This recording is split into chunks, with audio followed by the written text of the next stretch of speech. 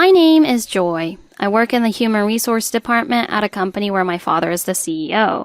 HR plays an important role in employee development and organizational growth, making every day fulfilling for me. Currently, I live with my parents, making it a family of 3.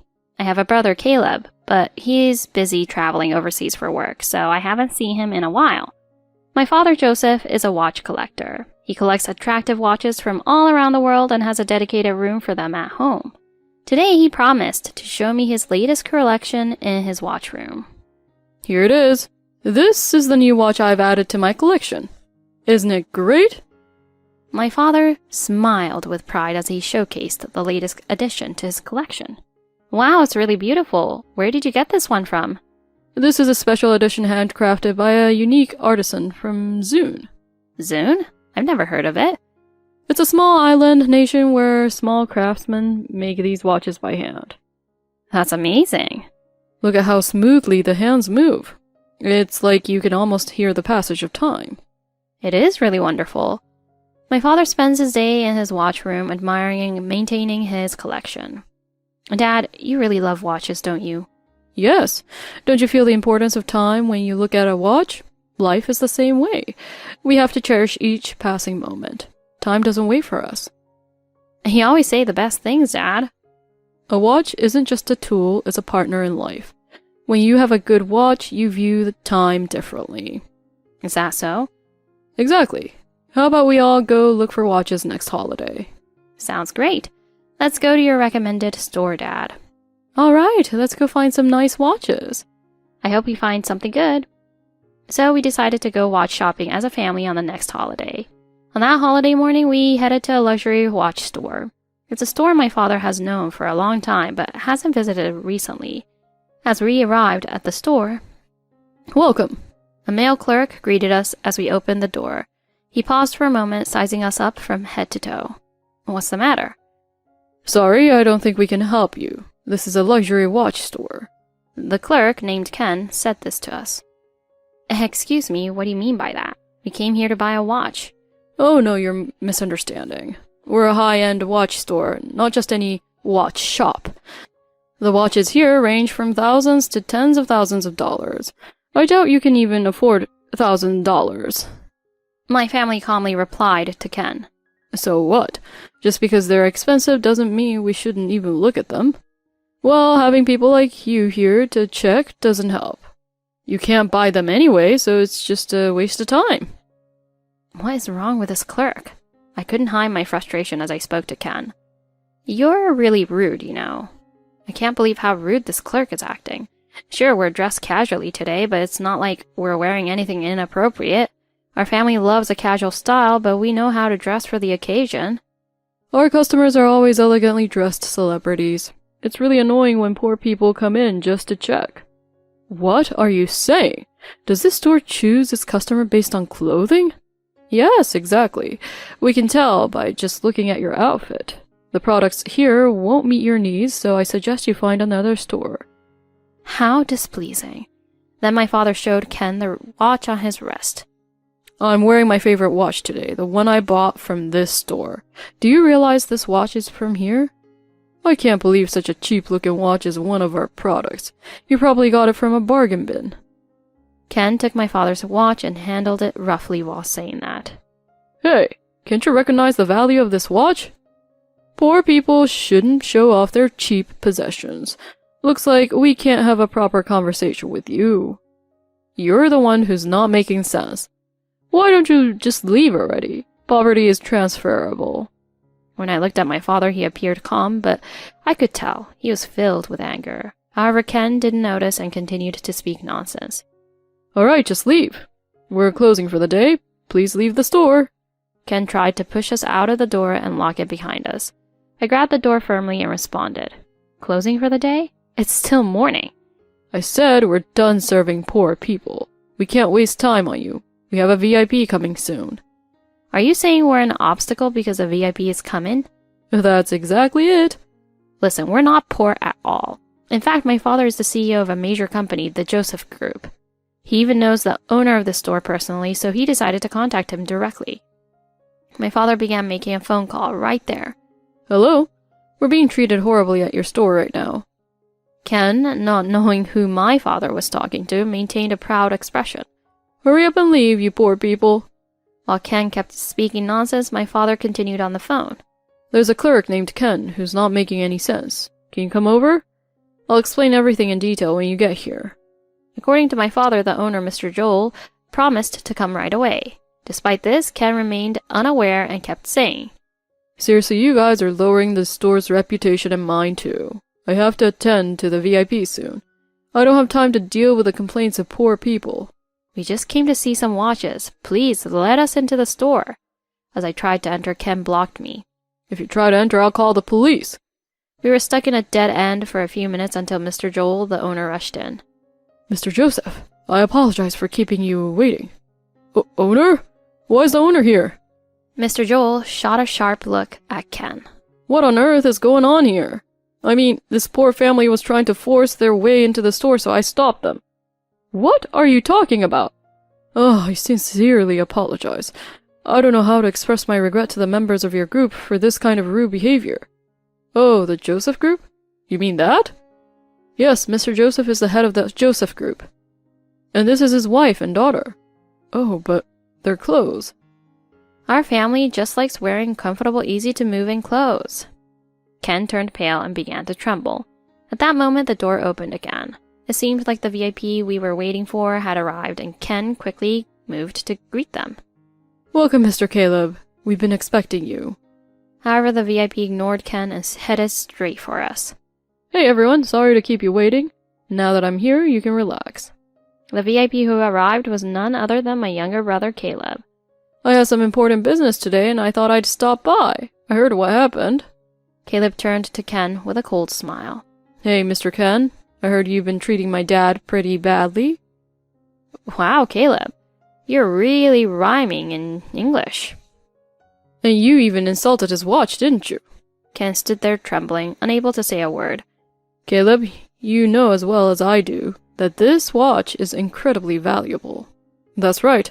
It's a precious watch because it's a Pawnee watch. I didn't know.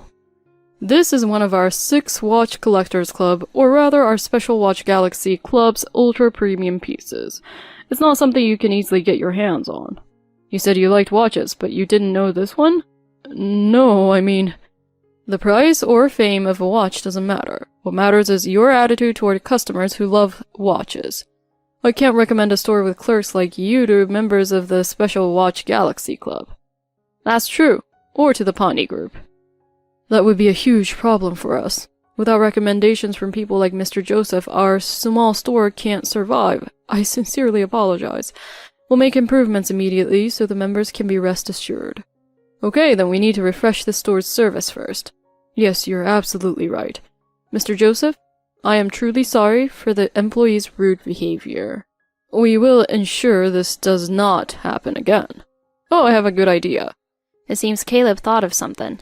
Hey, why don't you send the clerks to SIS for employee training? SIS is a specialist in employee training, right? That's a great idea. What do you think, Joseph? SIS training is definitely excellent. You can count on us. Please, it would be an honor to have Mr. Joseph train our staff. Deal settled then. Just so you know, my training is pretty tough. By the way, what are you going to do about that clerk, Joel? Of course, he'll be dealt with harshly. Ken, come over here. The owner grabbed Ken by the collar and dragged him to the back of the store. You could hear the owner's angry voice and Ken's excuses for a while. Thank goodness for Caleb. Seriously, you saved us. Thanks a lot, Caleb, but how wonderful to know that you are a VIP. No problem at all. I always rush over whenever and wherever I'm needed, especially when my family and my baby sheep are waiting. After that, we enjoyed a satisfying shopping experience. As for Ken, he was, of course, fired from the store. Later on, he ended up paying damages for the many complaints from customers. Apparently, he had insulted other customers as well as showing attitude to other clerks. As a result, he ended up with a huge debt. Ken was introduced by Caleb to a fishing boat run by a member of the Special Watch Galaxy Club, where he was forced to do hard labor. Life at sea was harsh, and laziness was not allowed.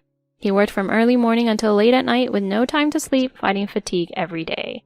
It was the result of his own doing. Meanwhile, we had a welcome home party for Caleb, who had come back after a long time.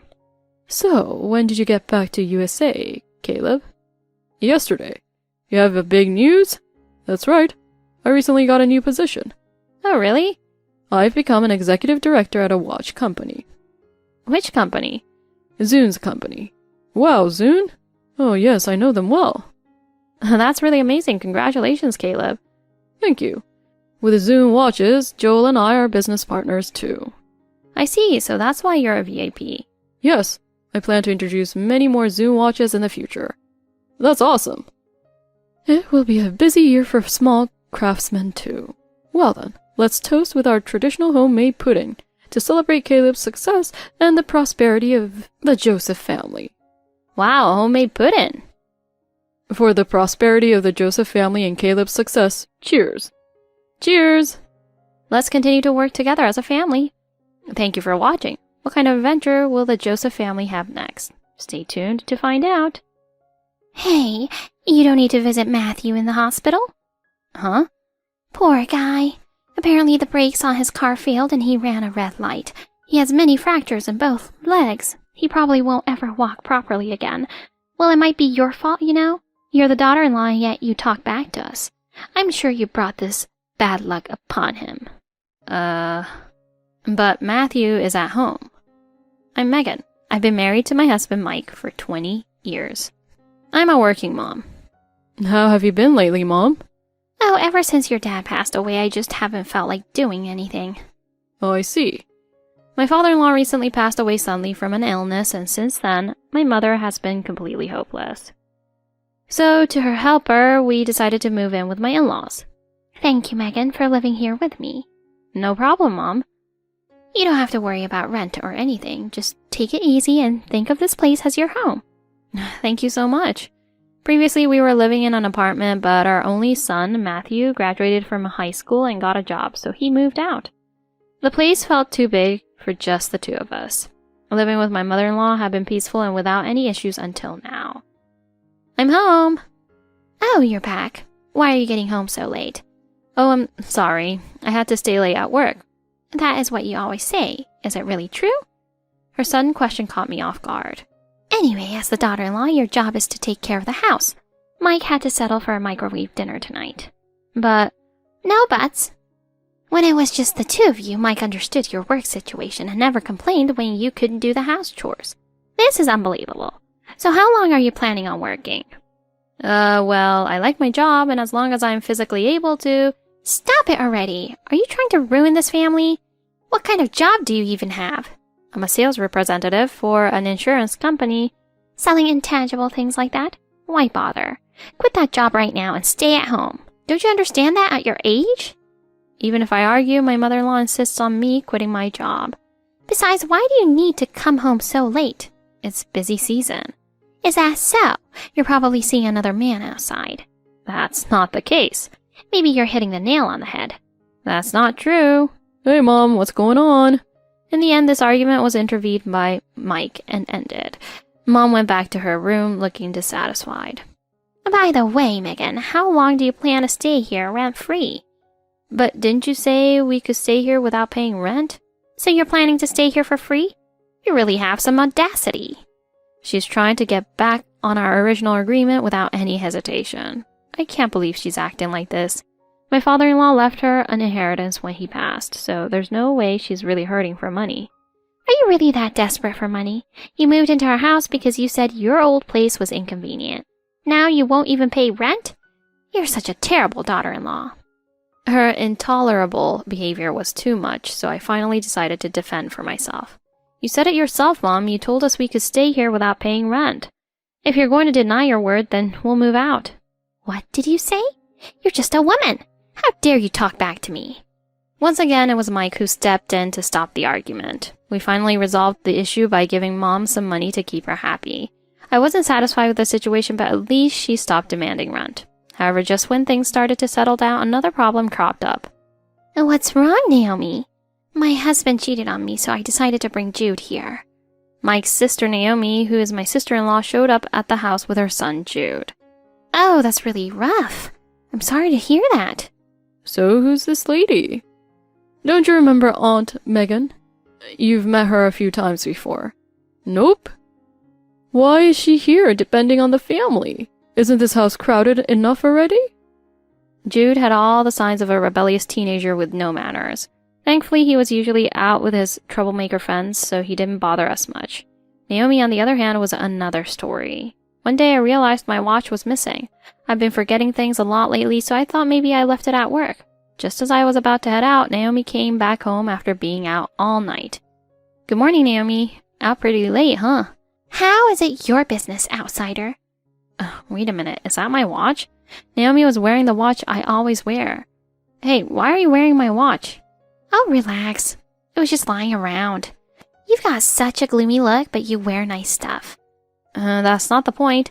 I saved up for that watch in my 20s, and it's really important to me. I see. That's why it looks so worn out. She casually tossed the watch onto a table and went into her room. Since then, I started noticing money disappearing from my wallet, among other things. I told Mom about it, but she wouldn't listen. Oh, don't become angry and complain over nothing. My Naomi would never do such a thing.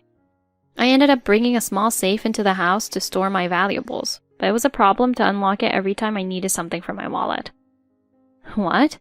The small safe I brought was broken into. Ugh, that's it. I've had enough. Naomi, we need to talk. What's up, Auntie? Why are you making a scene? Did you do this? You broke into my safe, didn't you? Oh, the safe is broken. Are you trying to blame this on me? Yes, I am. It was definitely you. Mom! Ugh, what now? Is this girl complaining again? Yes, she's saying I broke her safe. Maybe she lost the key herself, so she had to force it open. Yeah, it can be. You're really hopeless. If you hate us so much, just move out already. Of course, you'll be paying damages. Since you're an adult now, you must have saved up some money. It's a real trouble to deal with someone who accuses others of theft without evidence. How about we demand $100,000 for the trouble? I do have evidence. I showed her the screen of my smartphone. It had footage of Naomi and mother-in-law breaking into the safe. How can you? Well, nowadays, security cameras are small but high performance. Really convenient, isn't it?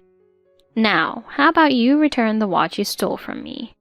Naomi took the watch out of her back pocket and placed it on the floor. I can't live with people like you anymore. I'm moving out by tomorrow.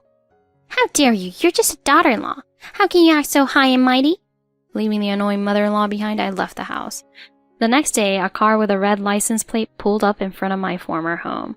This car was a final gift from my husband to our son, with just a down payment paid for his job.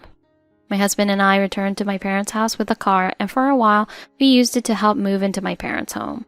Even though it was inconvenient for him, my husband stayed at his parents' house to help with the move. Hello? Oh, it's you, Megan. She sounded happy and told me. Why haven't you visited Matthew?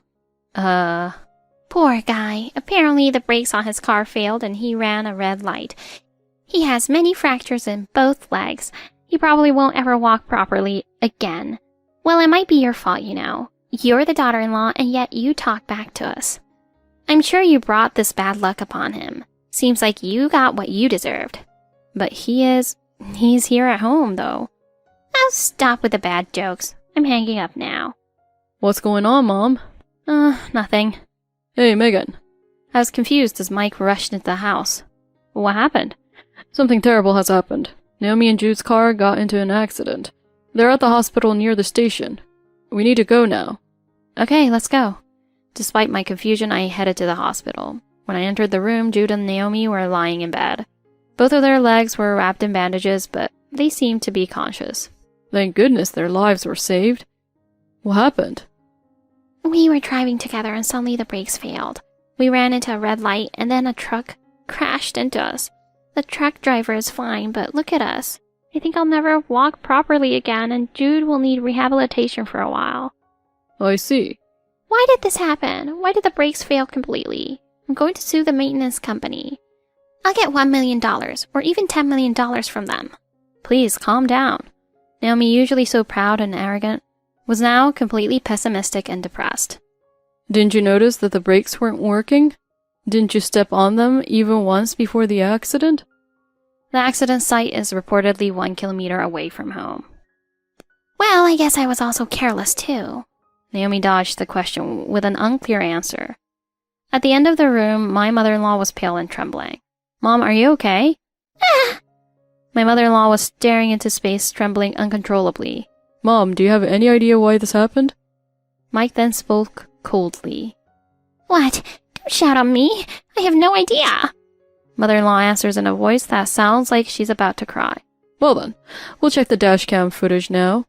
Naomi, you have a dash cam in your car, right? Yeah. Where can we view the footage? It should be available on your smartphone. Sure. I'll borrow your phone. Wait. Mike grabbed Naomi's smartphone and started operating it. Stop it! Are you a police officer or something? Be quiet, Mom. Mike scolded his mother and continued to operate the smartphone. What we saw there is, I'll make my daughter-in-law understand. Her son is like her, and he is not coming to me so much. So, I hate him. I'm glad he's getting a taste of his own medicine. What's going on? What is this? Now, what do you mean? Did you tamper with the car's brakes? I can't do something like that. Naomi's mother trembled and denied everything. She was clearly panicked and unstable. Mom, did you? Naomi's mother lost control and started to panic. It turned out she had mistakenly tampered with Naomi's car's brakes instead of Matthew's vehicle. I can't believe it. Mom, did you try to kill your own daughter? No, that's not true. I was aiming for that awful daughter-in-law's son's car. What do you mean? It was too dark to see clearly. Don't joke around. Naomi picked up a vase from the bedside and threw it at her mother. If I remember, Matthew always complained that Naomi often parked anywhere. I guess even this time Naomi parked randomly, so their parking space might have exchanged. So this is why mother-in-law was confused. You didn't park at your usual place. That's why you caused this mess. This whole situation could have been avoided if you hadn't done something like this. If you're going to do something like that, you might as well poison them to make sure they die. You were told? Mother-in-law, with her face swollen and tears streaming down, was being questioned further by Mike. What do you mean? Who told you that? No, that's not true. Who told you? Tell me. I found this at the house. Mike took out a business card. It had the name of a host club and Gina written on it. You've been visiting host clubs, haven't you? I found out that the inheritance from my father is completely gone. I needed money, so I was looking for ways to get it. So he said this is the way. I'm not at fault. So you were trying to make it look like an accident to get insurance money? I will report this to the police, old woman. Completely crushed, Naomi's mother collapsed onto the floor. She was then carried away to a room. Well, that solves everything. What a terrible mother. Wait, Naomi, why did you drive for 1 kilometer with the brakes not working? I need to check the footage again. Please wait. Mike played the footage again. It showed Naomi and Jude moving the safe into the car. Wait, that safe? Isn't it from our house? It had our passbooks, stock certificates, and watches in it. What's going on? I was just trying to help with the move. You don't know where we live now, do you? Naomi claimed her husband was unfaithful, but she was the one cheating and was being served divorce papers. She was selling off household items to pay for the compensation, but ran out of money and took from our assets. You and your son are truly disgusting. I'll make sure the police know about this too. I'm sorry. I felt like I might lose everything due to the compensation. That's why I took out my stress on you. I'm sorry. I'll never do it again.